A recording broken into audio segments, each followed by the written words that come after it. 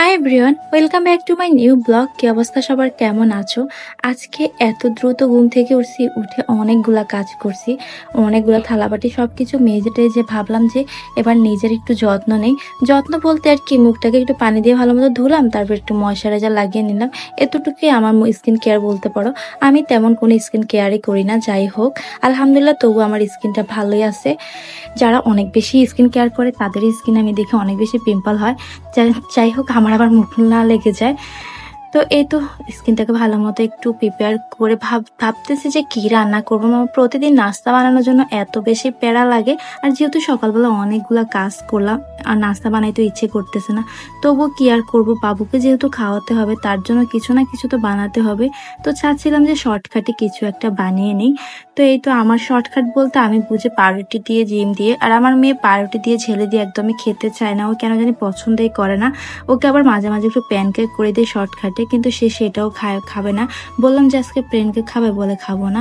মানে কি খাবে, রুটি তো প্রতিদিন আমার বানাতে অনেক বেশি বিরক্তি লাগে, তো সেই জন্য প্রতিদিন আবার রুটি দিলেও খায় না। কি একটা অবস্থা বলেন তো।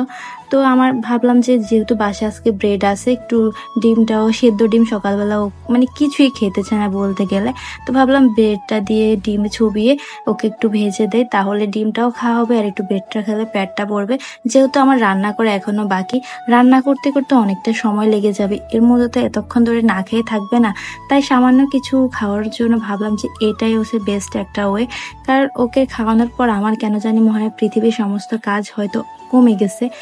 ওর যতক্ষণ না পর্যন্ত না খেয়ে থাকবে ততক্ষণ আমার এত বেশি টেনশন লাগে যে মানে সবকিছু মনে হয় মাথাটা এত বেশি ভার।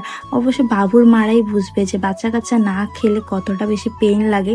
মানে নিজে সারাদিন না খেলে এতটা কষ্ট লাগে না, বাচ্চারা না খেলে যতটা কষ্ট লাগে। তো ওর জন্য আমি ডিমের সাথে একটু সামান্য লবণ দিয়ে দেন হচ্ছে গিয়ে একটু চিনি দিয়ে মিক্স করে নিছি ভালো মতো। আর এখন ডিমে চুবিয়ে সামান্য একটু ফ্রাই প্যানে তেল দিয়ে ভেজে দেব। বেশি খুব বেশি কিছু লাগে না এটা করতে। আর একটু চিনি দেওয়ার রিজন হচ্ছে গিয়ে যাতে একটু টেস্ট লাগে, খাইতে যাতে একটু মজা লাগে। আমি নয়তো সচরাচর চিনি দিই না, লবণ দিয়ে বানিয়ে দিই, কিন্তু মেয়ে যাতে খাবে তাই একটু সামান্য চিনি দিলাম। আমার নিজের জন্য আমি সকাল সকাল চিনি টিনি কিছুই খাই না, বলতে গেলে টোটালি আমি চিনি একদমই খাই না।